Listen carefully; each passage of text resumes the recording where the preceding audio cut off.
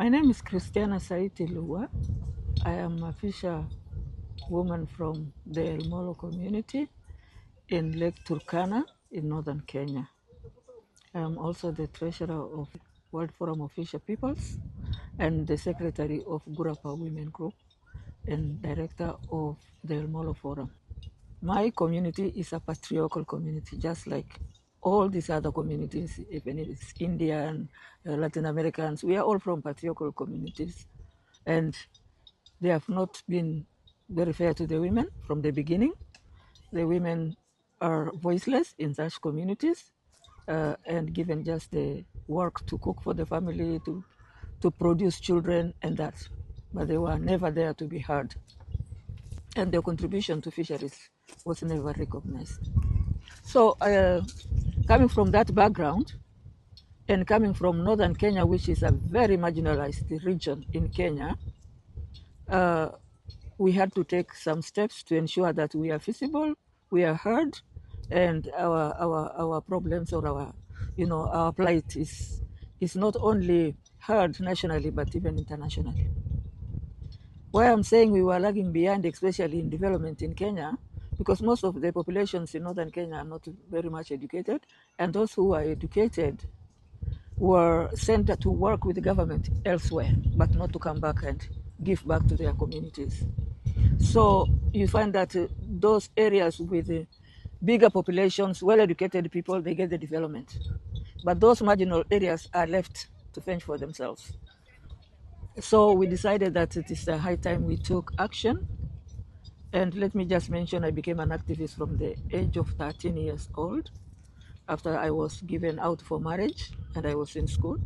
So I had to fight for my rights as a girl child, though my father was a chief then, but he had to give in to the brothers and the clan and everything. So I had to really fight for that.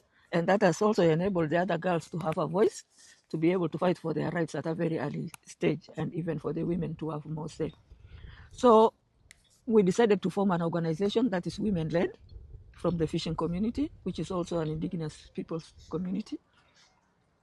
And we started to talk about fisheries, our way of life. That time there was nothing much about fisheries, even in the country as a whole. Nobody used to talk about fishing and fishery. So because this is our important pillar, economic pillar and cultural pillar of my community, we decided that we have to make it more visible, more heard of, and the women must also participate in this. So we started an organization, and we took our campaigns even up to the United Nations level at the permanent UN Permanent Forum for Indigenous Issues. And that's where we took our case and campaigned and demanded for rights-based development, so that all people have equal kind of treatment, even in development, even in job opportunities. And therefore that one also became a very big thing at the UN. And not only the UN, but even agencies like the World Bank, IMF, and all the UN agencies, they are talking of rights-based. It became a big thing until the governments realized they have given away a lot of rights, and they started putting bottlenecks and bringing this voluntary kind of thing, like when we were campaigning for the voluntary guidelines to secure sustainable small-scale fisheries in the context of food security and poverty. The governments agreed to support, but to pass that, but they decided to make it voluntary, to give themselves a leeway to be able to implement or not implement, or even implement in bits. And therefore, as women, I think that was a gain for us. And when I was at the Permanent Forum for Indigenous Issues, that is where I was talking a lot about fisheries, until the people from the fisher world started calling me for meetings on fisheries. And that's why we joined the WFFP also after meeting them in some other forums where fisheries matters, fisheries are discussed. So we became members of WFFP, and WFFP has also built us as women. It has given us that exposure we need as women, and we have managed to bring our voices to the global arena. WFFP has also campaigned in order to strengthen the women through the Global Fisher Women Assembly, we have promoted the voice of the women and campaigned for them. And now we have an International Fisher Women's Day, which is celebrated on the 5th of November, just before the International Fisheries Day. When we started participating in WFFP, we really also fought for the rights of women, because in the beginning it was just dominated by men. So we had also to bring the women voices and invite women-led organizations to be part of WFFP. And now we have the same spaces like men have. I like the introduction of the one man, one woman policy in WFFP. Even in our leadership and in our representation in all spaces, we have maintained that policy of one man, one woman. Therefore, the challenges that we used to face as women have reduced at the moment, because those who have followed us they have not to fight as hard as we did, because they have more freedom. They have got to participate in different spaces as women, not when we were starting to struggle to bring the women's voice to the national and international spaces.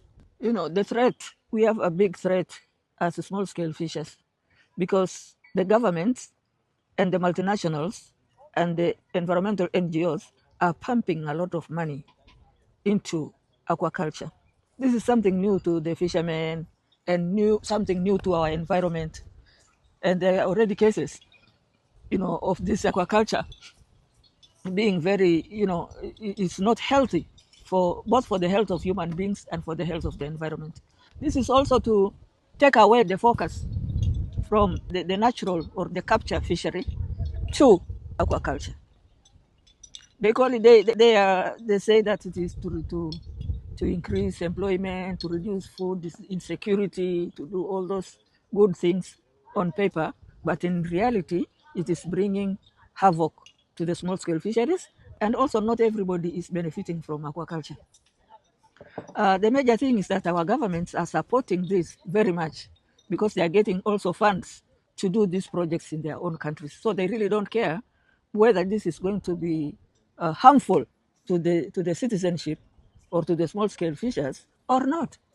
So long as they are getting money to carry out those big projects of aquaculture and excavation in our oceans and in the lakes, then that's where their interest goes, because that's where they get the money and the taxes from the big companies and from these big NGOs.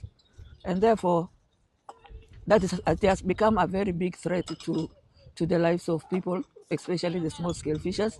Another problem that we are really having is the rising sea levels.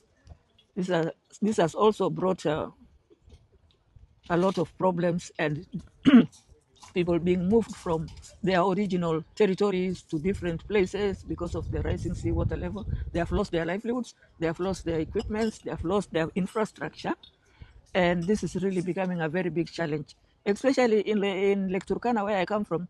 We have done media advocacy or media strategy to try to highlight the situation of the rising sea levels, because it has even left some places it has made some villages to be marooned and become highlands. And therefore, they can only be accessed by boats. You cannot access on foot or by road like before. They are accessed only by boat. And not everybody has a boat or the money to be moving to take the children to the school on the mainland, or to get services, medical services for the sick, the elderly, the pregnant women. And therefore, this is really becoming very, very, very difficult for us. We have done the campaign, the media campaign, and some organizations have come to the ground to help with short-term assistance. The government has also come in, but they have made promises and nothing so far has been done. And that's one of the major challenges we are having as Africans. And there is really a great need for us as small scale fishers to come together from the region and look into this situation or these challenges that we are having, and try to find our own solutions as small scale fishers. We'll find our own solutions for what is really happening to us. But anyway, we can be having or finding our own solutions, but without the support of the government and the international community, it's going to be very difficult still, so long as the government is still with the big fisheries and at the expense of the smaller or small scale fisheries or the indigenous people's fisheries. How do you see hope in these times? We must always remain hopeful that things are going to improve. We must give ourselves hope, because without hope, then we can do nothing. We perish.